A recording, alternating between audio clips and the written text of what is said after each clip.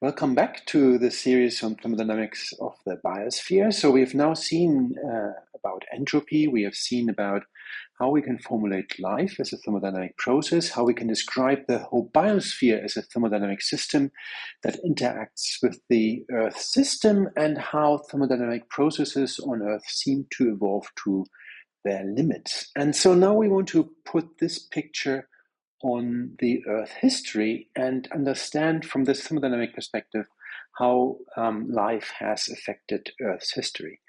So just to recall from the last lecture,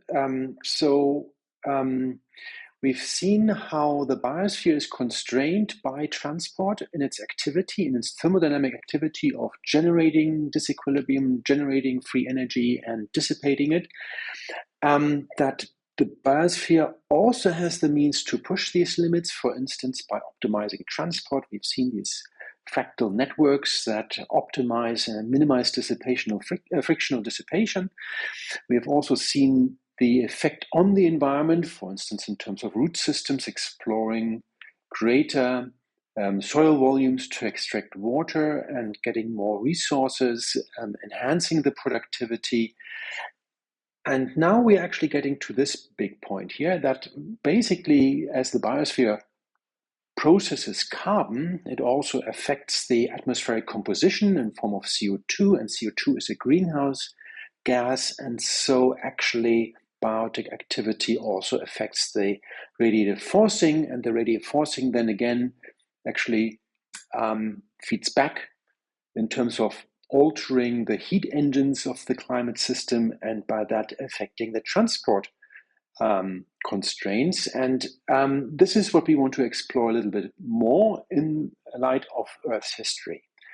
And actually, speaking of thermodynamics and life, well, obviously, when you look at the planetary scale, then one dominant hypothesis there is actually the Gaia hypothesis of James Lovelock, a British chemist, who basically phrased that life actually regulates its environment for its own benefit. And we can actually see how that actually fits to this picture I've described here in terms of maximizing the dissipative activity of the biosphere. But let's get a little bit more into detail. Sometimes with the Gaia hypothesis is also the notion that the Earth is like a superorganism. Well, this picture actually came from Schrödinger's work on what is life, that life is chemical disequilibrium using the low entropy mass, which we call food. And so basically when we think of habitability in planets, then it basically means that that a planet actually maintains planetary disequilibrium and or has the ability to create such a disequilibrium. Okay, now we talk about carbon, and so it's good to have a sort of a bit of a perspective on how much carbon there is actually in the system. So actually what I show here is a table of the carbon stocks on Earth in the units of petagrams of carbon. This is a table that's based on a paper by Falkowski and others already a few years ago, but anyway, it just gives you the order of magnitude here. So when we look at the atmosphere, well, this is sort of carbon mostly in form of CO2 that's increasing because we burn fossil fuels. The unit or the order of magnitude here is that we are dealing with about 700 petagrams of carbon. We then see that in the ocean there's a lot more carbon being stored. It's dissolved in seawater in form of CO2, carbonates and bicarbonates. We see the biomass and organic matter stored in the terrestrial biosphere. So there's living biomass, but also soils, carbon stored in soils. We see that the marine biosphere is a lot smaller in terms of carbon stock. Then we see sort of the direct deposit or estimates for the direct deposits of coal, oil, and gas. But then we see the real big stocks, which are carbonate rocks, kerogens, together millions of petagrams of carbon. So a lot of stuff. And when you think about it, it's actually fascinating because those carbonate rocks, they are processed rocks. So they are not original rocks. They have been processed. So in other words, the primary rocks were weathered, and the carbonate rocks, the limestone, actually formed in the ocean. And so a lot of carbon was processed during the history of the planet. Now, processing carbon involves work. So let's get a bit more into the thermodynamics here. So we've seen that photosynthesis performs work. It uses sunlight, does charge separation, performs photosynthesis, and in doing so, it generates, on the one hand side, carbohydrates that are also called reduced carbon. That means reduced carbon means that you can oxidize it. So reduced carbon on the one side and atmospheric oxygen. So that's what I show here. So what that requires work, and that's what photosynthesis does. It takes CO2 and creates a disequilibrium in form of reduced carbon and oxygen. And then there is something more natural, which is, when you have this equilibrium, then you can approach equilibrium. For instance, when you have calcium dissolved and you have bicarbonate and you form limestone out of it, then you can also perform work to accelerate this process so that the disequilibrium is depleted faster. That's sort of similar to the pictures we had early on about the hot cup of coffee, and when you use a spoon, you can actually accelerate the depletion of the disequilibrium, or also that motion. So when the atmosphere performs work, it can also accelerate the depletion of disequilibrium.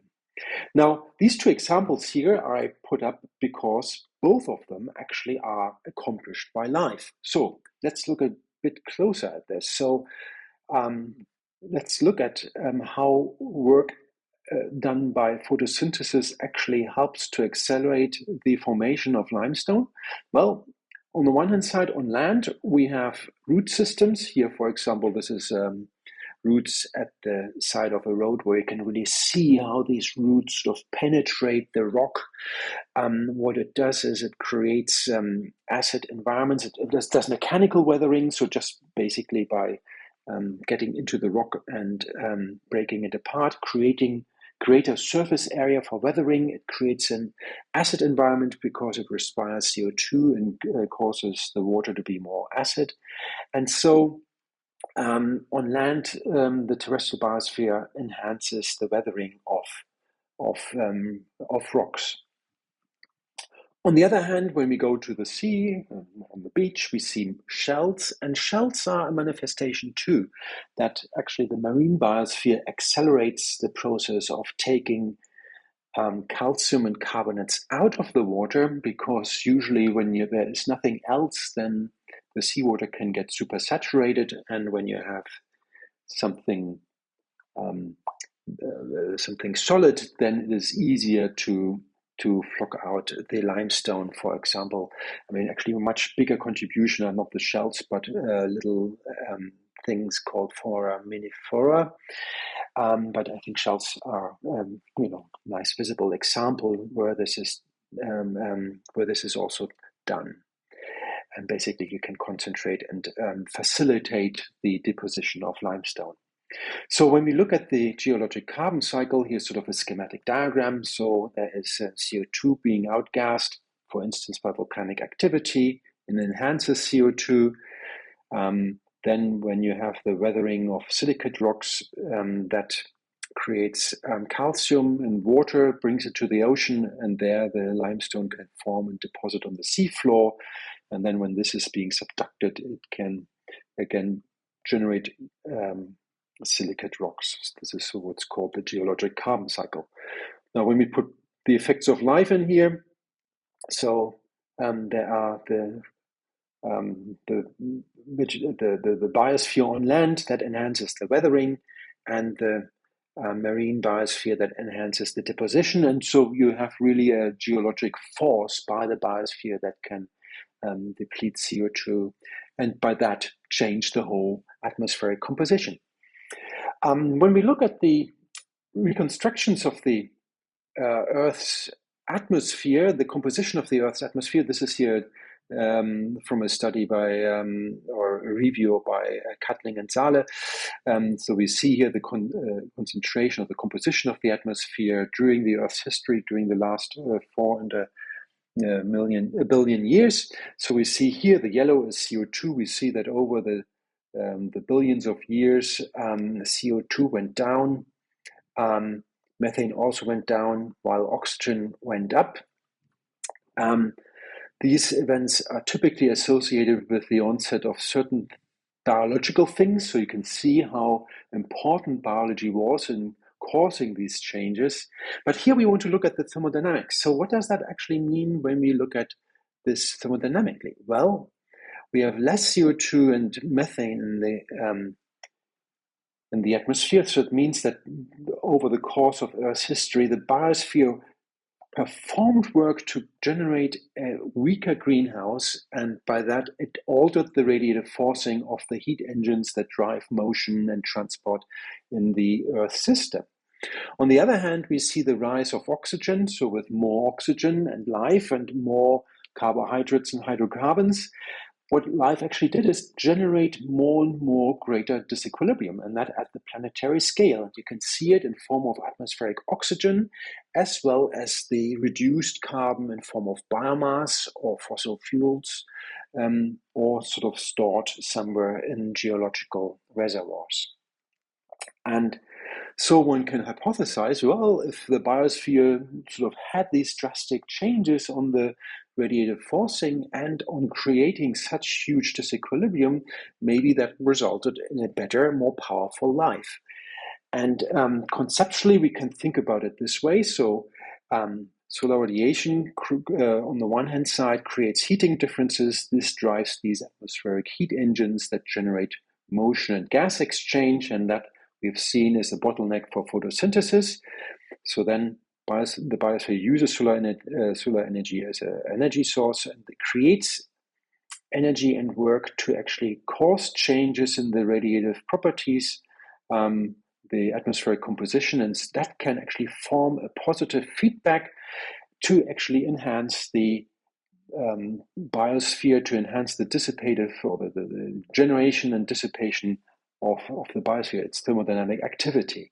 So we can actually bring this further to a perspective on habitability. We can even think that maybe when we think of what actually made the Earth such a habitable planet is because life can interact the environment to create a more favorable environment.